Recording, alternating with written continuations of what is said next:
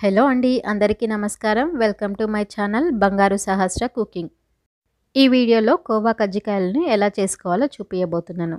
రెగ్యులర్గా చేసుకునే కజ్జికాయలు కాకుండా ఇలా కోవాతో చేసి చూడండి, చాలా రుచిగా ఉంటాయి.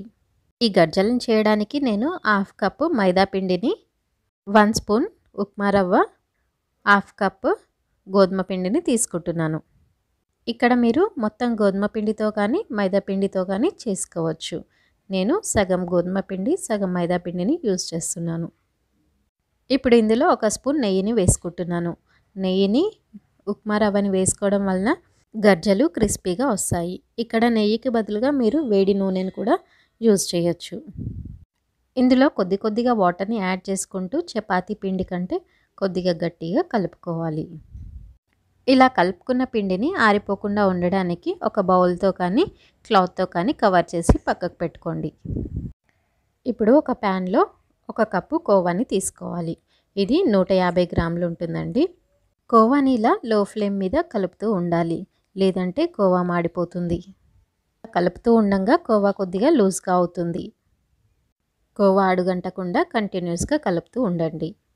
మీ దగ్గర కోవా లేకపోతే 1 కప్ పాలలో హాఫ్ కప్ మిల్క్ పౌడర్ని వేసుకొని లో ఫ్లేమ్ మీద కంటిన్యూస్గా కలుపుతూ ఉండాలి. అలా కోవాని చేసుకోవచ్చు. ఇలా కోవా కొద్దిగా కలర్ చేంజ్ అయిన తర్వాత ఒక ప్లేట్లోకి తీసుకొని చల్లార్చుకోండి. ఇప్పుడు అదే ప్యాన్లో హాఫ్ స్పూన్ నెయ్యిని వేసుకొని సన్నగా కట్ చేసుకున్న డ్రై ఫ్రూట్స్ని వేసుకోవాలి. ఇక్కడ నేను బాదం, పిస్తా, సిరంజీలను తీసుకున్నాను. ఇక్కడ మీరు మీకు నచ్చిన డ్రై ఫ్రూట్స్ని వేసుకోవచ్చు. ఈ డ్రై ఫ్రూట్స్ని మిక్సీలో కానీ ఇలా సన్నగా కట్ చేసి కానీ తీసుకోవాలి. మెత్తగా పౌడర్ లాగా చేసుకుంటే బాగుండదు. లో ఫ్లేమ్ మీద రోస్ట్ చేసుకున్న తర్వాత ఒక ప్లేట్లోకి తీసుకోండి. ఇప్పుడు హాఫ్ కప్ కొబ్బరి పొడిని తీసుకొని వేయించుకోండి. ఇక్కడ కొబ్బరి పొడికి బదులుగా ఉప్మా రవ్వని కూడా వేసుకోవచ్చు. ఇలా చల్లార్చుకున్న కోవాలో వేయించుకున్న కొబ్బరి పొడి, డ్రై ఫ్రూట్స్ని, అలాగే హాఫ్ కప్పు షుగర్ పౌడర్ని వేసుకోవాలి. కోవా మొత్తం అంతా ఒక్కసారి కలిసేలాగా మంచిగా కలుపుకోండి. ఈ విధంగా కలుపుకున్న తర్వాత కొద్దిగా టేస్ట్ చూసుకోండి. షుగర్ సరిపోకపోతే యాడ్ చేసుకోండి. మీ స్వీట్కి తగ్గట్టుగా షుగర్ని వేసుకోండి. ప్రాసెస్ మొత్తాన్ని కోవా చల్లగైన తర్వాతనే చేసుకోవాలి, లేదంటే ఇందులో షుగర్ వేయగానే కోవా మెత్తగా అయ్యి ఎక్కువ రోజులు నిల్వ ఉండదు. ఇప్పుడు తడిపి పెట్టుకున్న పిండిని తీసుకొని ఒకసారి కలుపుకోవాలి.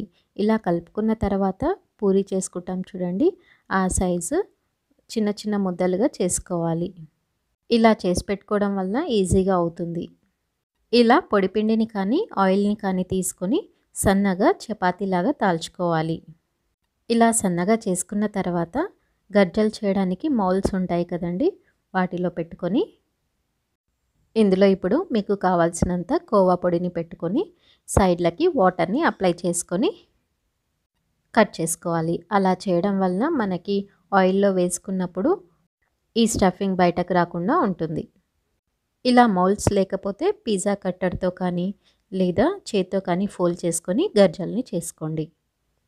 ఇలా చేసుకున్న గజ్జలని ఒక ప్లేట్లో పెట్టుకొని ఆరిపోకుండా ఒక బట్టతో కవర్ చేసి పెట్టుకోండి. ఈ విధంగా అన్ని గజ్జలని చేసుకున్న తర్వాత ఆయిల్ని వేడి చేసుకొని ఇలా ఆయిల్ వేడైన తర్వాత గజ్జలని ఒక్కొక్కటిగా వేసుకుంటూ లో ఫ్లేమ్ మీద కాల్చుకోవాలి. గజ్జలని ఫ్రై చేసుకునేటప్పుడు ఎప్పుడు లో టు మీడియం ఫ్లేమ్లో ఉంచుకొని ఫ్రై చేసుకోవాలి, లేదంటే గజ్జల పైన త్వరగా కలర్ వచ్చేసి ఫ్రై అయినట్టు అనిపిస్తాయి. అలా ఫ్రై చేసుకుంటే గజ్జలు తొందరగా మెత్తబడిపోతాయి. ఇలా ఒకవైపు ఫ్రై అయిన తర్వాత ఇంకోవైపు తిప్పుకొని అన్ని గజ్జలని ఇలా ఫ్రై చేసుకోండి. చూడండి, ఇక్కడ మనకి గజ్జలు గోల్డెన్ బ్రౌన్ కలర్లో క్రిస్పీగా వచ్చాయి. మీకు ఒకటి విరిచి చూపిస్తాను చూడండి.